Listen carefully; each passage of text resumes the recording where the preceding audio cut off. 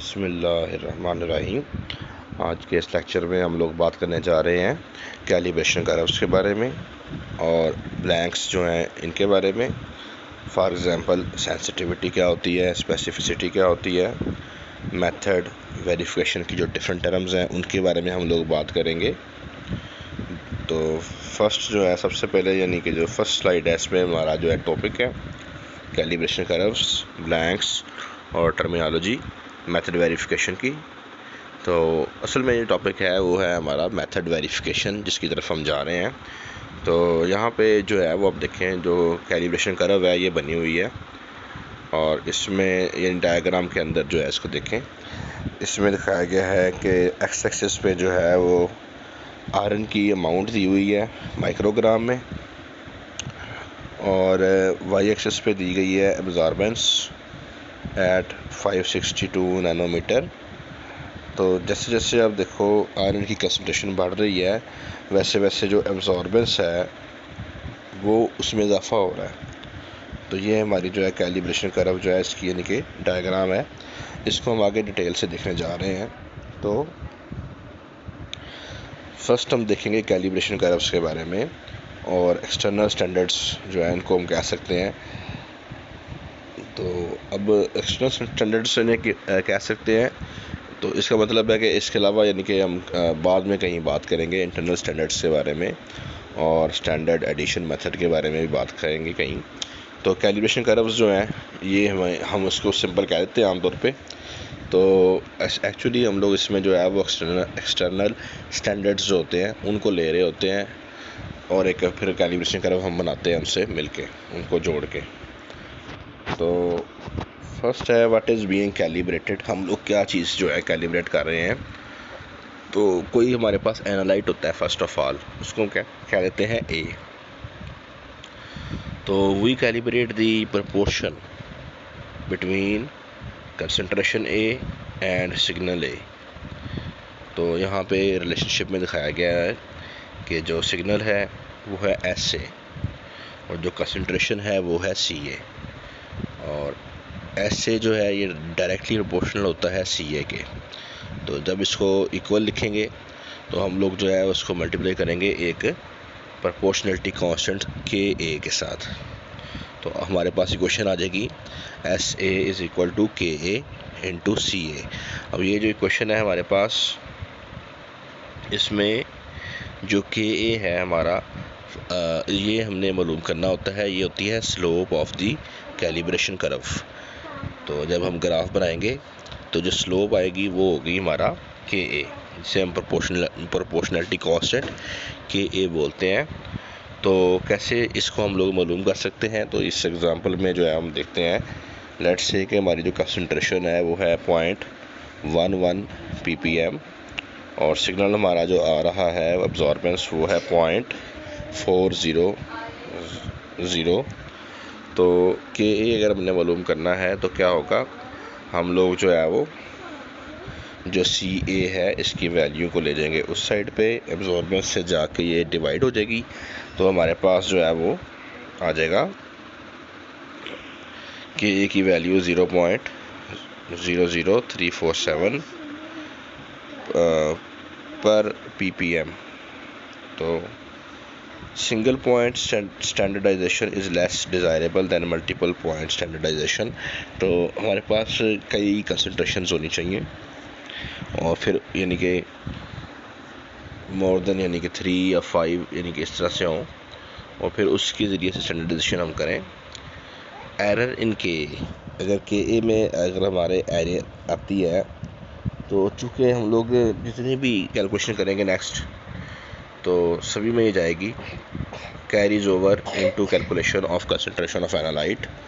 तो उससे फिर जो है वो कंसंट्रेशन चूँकि ये मल्टीप्लाई हो रही है, जो के ए है ये मल्टीप्लाई हो रहा है सी ए से, तो हमारी कैलकुलेशन के अंदर जो है ये आ जाएगा और जो कंसंट्रेशन है वो हमारी सही नहीं आएगी फिर। तो के is only for one concentration, what is it is change based on concentration.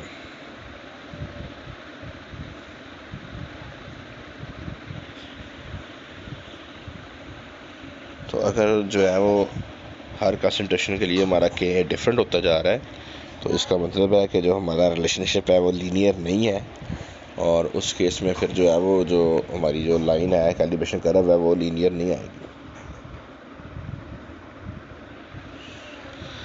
तो सिलेक्टिविटी और सेंसिटिविटी जो है इसके दरमियान जो है डिफ्रेंशिएट करना ज़रूरी है।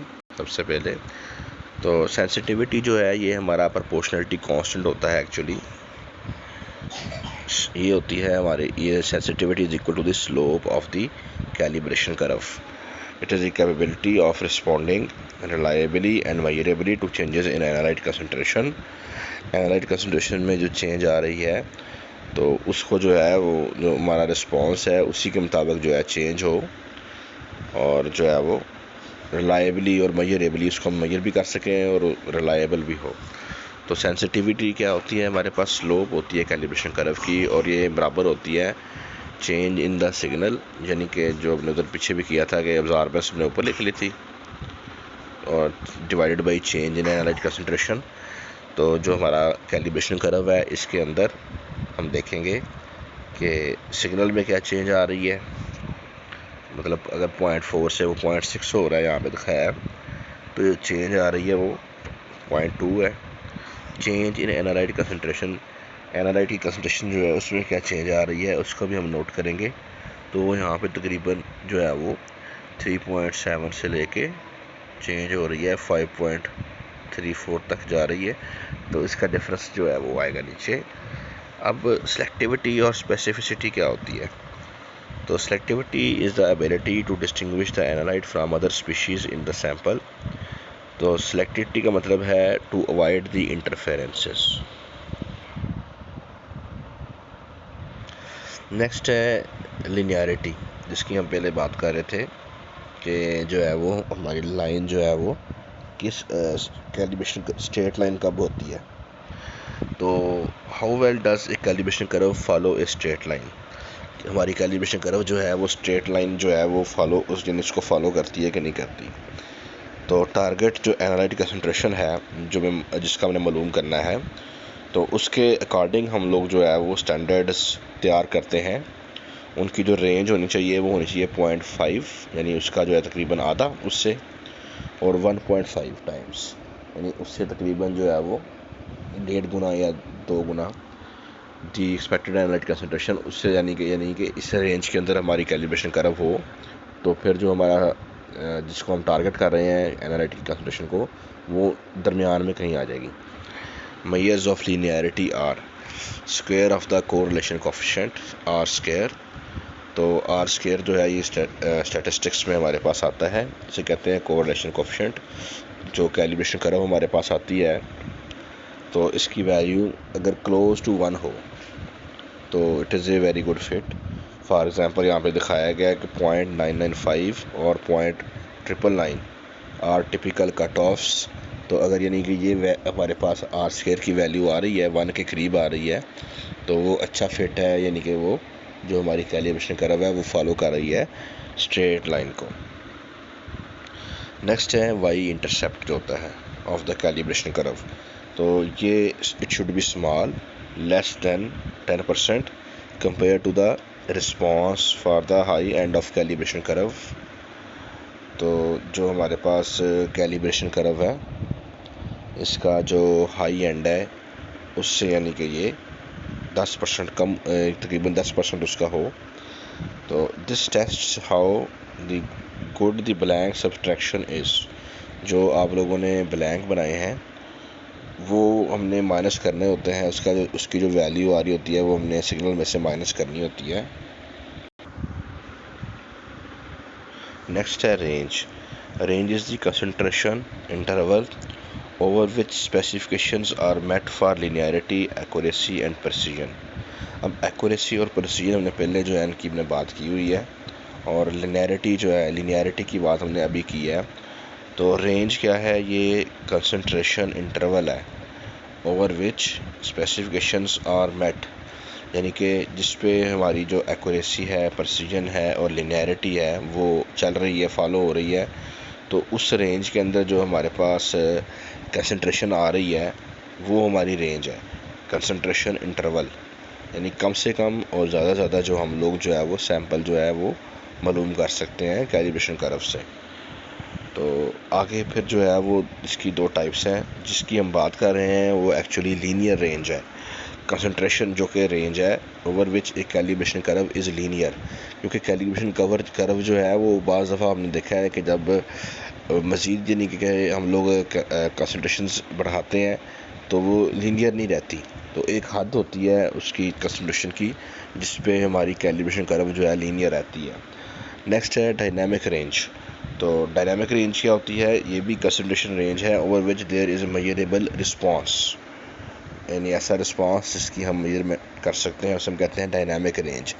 तो यहाँ पे जो हम बात कर रहे हैं एक्चुअली रेंज की, वो कौन सी रेंज है? वो लीनियर रेंज है, जो कि कंसंट्रेशन रेंज है ओवर विच एक कैलिब्रेशन कर्व इज़ लीनियर। क्योंकि हम बात कर रहे हैं कैलिब्रेशन कर्व की, तो जब तक ये लीनियर है तो वहाँ तक जो है हमारी जो है वो रेंज जो है उसकी है। तो यहाँ पे आप देख सकते हो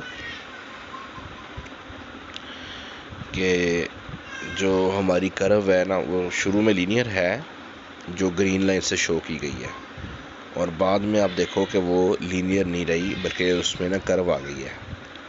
तो जहाँ तक यानी कि वो लीनियर है तो उससे हमने कह दिया लीनियर रेंज, यानी वो कंसंट्रेशन जब तक हमारी जो कैलिब्रेशन कर्व है वो लीनियर है वो है हमारी लीनियर रेंज। यहाँ यानी कि लीनियर रेंज का कंसेप्ट क्लियर हो गया।